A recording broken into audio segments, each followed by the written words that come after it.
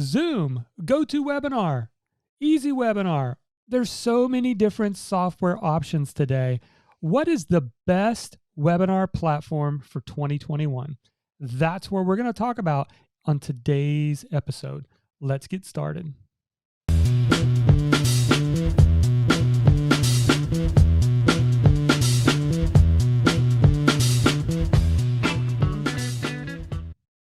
Hey Messenger, welcome to the Market Your Message show. I'm your host, Jonathan Milligan, and author of the new book, Your Message Matters: How to Rise Above the Noise and Get Paid for What You Know. And in today's episode, I'm going to talk about which one is the best webinar platform for 2021. Now, I'm a webinar dinosaur. I readily admit it. I have been doing webinars for well over 10 years. Yes, my first webinar was 2010. I've tested every kind of webinar software. I remember back in, I believe, 2012, I was testing a brand new webinar software, and I was interested in it because it was a little bit more affordable than some of the more expensive ones back in the day. And so I tested it. I signed up probably 200 people for the webinar. About 100 of them showed up, and it was a nightmare. It was a nightmare because the mute all button was not working. And can you imagine when 100 people are all talking into a microphone or their computer, or they don't even know that their microphone's on? It was so bad. I literally had to just shut the webinar down and send an email apology to everyone. I've had webinar fails.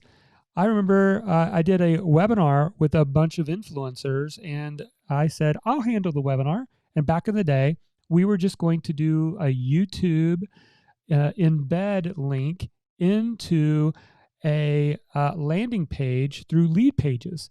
Well, for whatever reason, it would not save and update it on the day of the webinar. And we had 500, 600 people on that webinar are trying to get the video to work on the webinar, and it was a fail.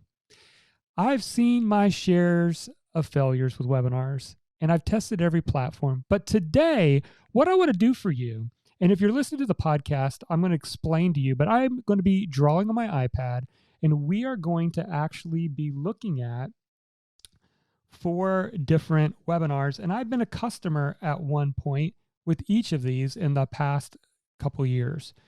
So the first one we're going to look at is Zoom. Yes, you can do webinars with Zoom, not just doing meetings. We're also going to look at GoToWebinar. We're going to look at Easy Webinar. And finally, this may be one that you've never heard of because it's a new player that's out there, WebinarKit. And what I want to do is I'm going to go through and actually try to look at this using a few criteria. Number 1, how are their registration pages?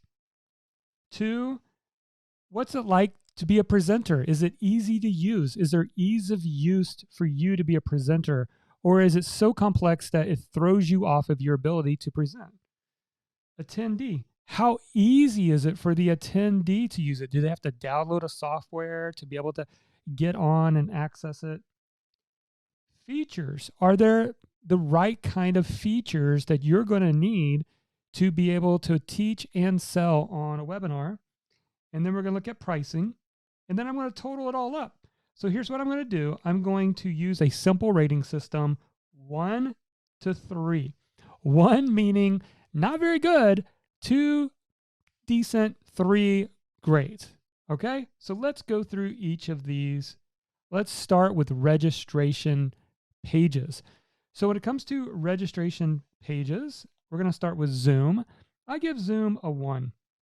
And the reason why is there's not a whole lot of options. It's very boring, kind of corporate feel. It feels like you're just filling out a boring form. There's not a lot of pizzazz. There's not the ability to create an attractive page. So although Zoom is a really, really stable platform, and we'll talk about this in a second, when it comes to registration pages, I'm not a fan. The same is true for me with GoToWebinar. At least when I was using it, it's the same kind of boring registration page, not really meant to be a marketing tool.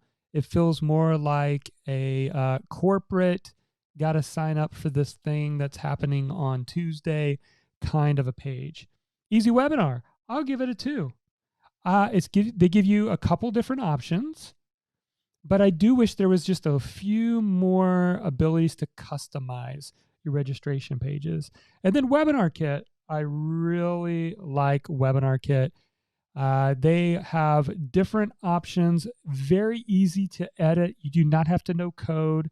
You can make changes right on the interface, just like you're creating a document, and you could see the changes. So I'm a big fan of WebinarKit's registration pages. Okay, what about presenter? As the presenter, you're going to need to feel comfortable using the software. And so how easy is it to use? Well, for Zoom, I give it a 3. Zoom is very easy to use. It is very stable and it's got really good quality. It's easy to see that there's a share button, so you can share your presenter notes. You can share your screen. The chat is really easy to see and to manage for the most part as a presenter. GoToWebinar, this again, I'm going to have to give this a 1. This feels very complex. There are a lot of complexities to, there's a learning curve. Let's just say that. There's a learning curve as a presenter to know what you're doing and how to do it. Easy Webinar, I give this a 2. It's pretty simple, pretty straightforward. I wish there was a little bit easier ways of doing certain things. Like if you want to show your presenter notes, you have to upload a document, like a PDF of the slides. That can be a little bit cumbersome, but yeah, overall, I give it a 2. WebinarKit, I actually give this a 3. Super easy, super simple to do. Okay, attendee. What is it like for the attendee? The ease of use. Well, for the attendee, I give Zoom a 2. Now, it's not a 3 because sometimes it can still be a little complex. You have to click on the chat, and then it opens up a separate window, and then that window can be hidden, and it can be a little bit complex. So it's in between a 1 and a 2. I think there could be a better user experience there. GoToWebinar, as you can tell, I'm just not a fan of GoToWebinar. I think it's, I mean, you can obviously see, I think, I don't know if they fixed this issue. They probably have since I've used it, but you used to, if you've never used GoToWebinar before, you had to actually download a little piece of software in order, as the attendee, in order to even get it to work and to run. So that sometimes if you create barriers for your attendees, they give up. If you confuse, you'll lose.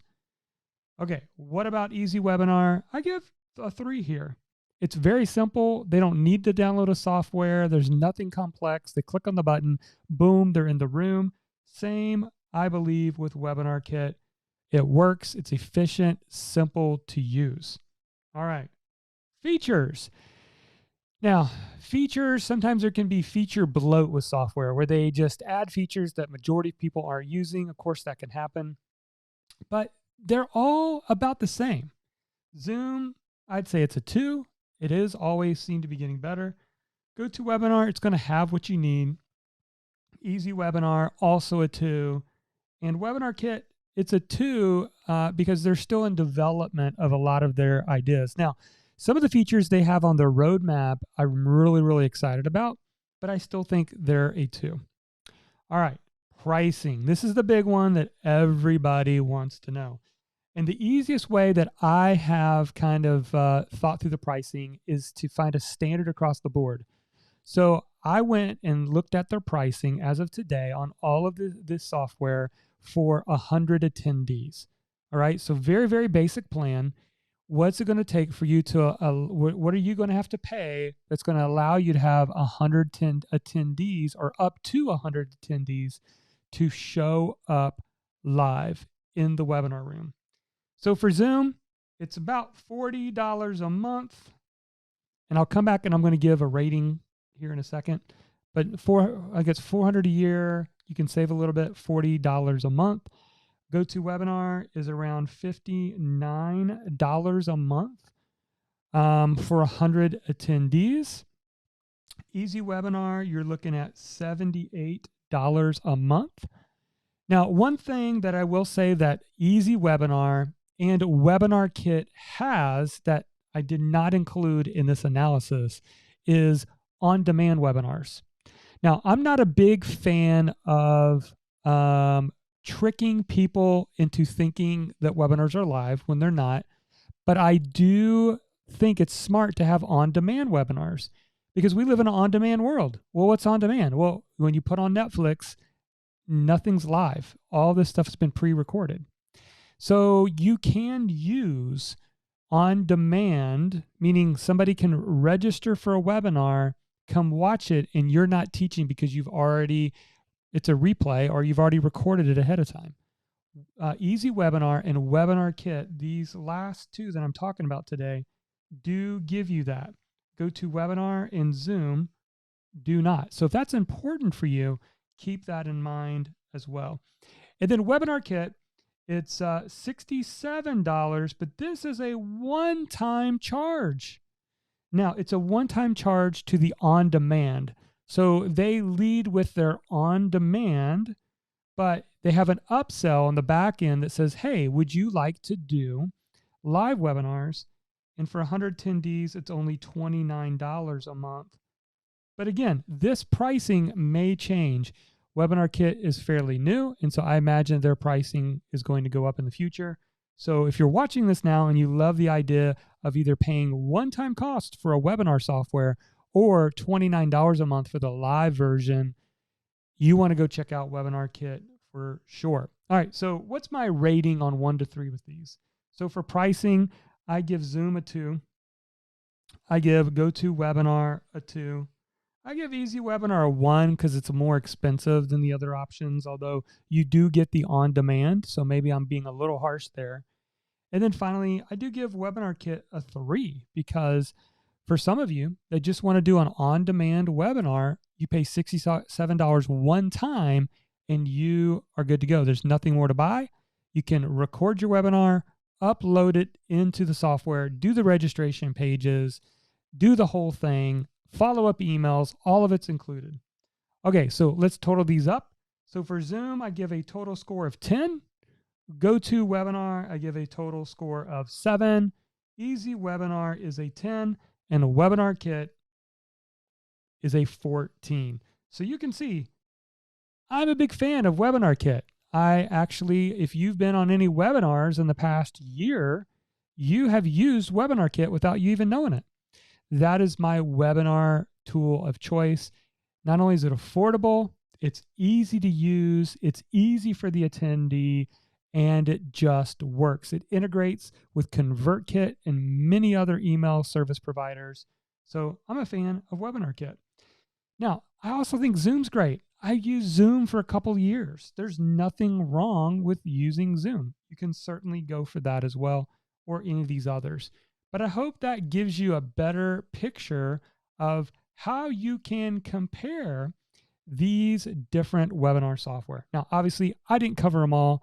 This would make it way too long. And I do plan over on the YouTube channels to give more in-depth reviews of each of these individually. So I'll actually show you behind the scenes in WebinarKit and possibly some of the others as well. All right, I hope that helps you know which are the best webinar platforms for 2021. And are there future topics or ideas that you would like me to cover in future episodes? Let me know. Also, if you're just getting started and you say, Jonathan, I don't even know who my audience is or what to build a business about, then I want to encourage you to go grab our best, most downloaded document. It's a 9-page blueprint called the Discover Your Message Blueprint. Just go to marketyourmessage.com/discover. All right. Well, that is it for this episode. And again, let me know what you'd like for me to cover on future episodes. Also, would you take a moment to like, share, subscribe, or even review our show? It would be greatly appreciated. But until next time, never forget, your message matters.